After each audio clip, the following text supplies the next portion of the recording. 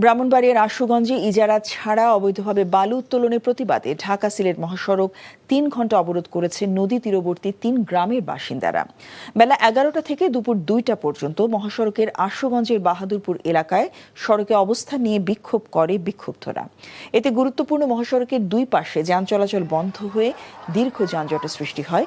এতে দূরপাল্লা যাত্রীরা চরম দুর্ভোগে পড়েন। খবর পেয়ে সংরক্ষিত নারী সংসদ সদস্য নাদিয়া পাঠান পাপন, আশুগঞ্জ উপজেলা নির্বাহী কর্মকর্তা জামাল হোসেন সহ পুলিশের কর্মকর্তারা বিক্ষোভকারীদের সাথে আলোচনা করে অবৈধ বালু উত্তোলন বন্ধে দ্রুত কার্যকর ব্যবস্থা নেওয়ার আশ্বাস দিলে বিক্ষোভকারীরা ৩ ঘন্টা পর মহাসড়ক থেকে অবরোধ তুলে নেয়। এ সময় সংরক্ষিত নারী সংসদ সদস্য নাদিয়া পাঠান পাপন ৪৮ ঘন্টার মধ্যে অবৈধ বালু উত্তোলন বন্ধের আশ্বাস দেন।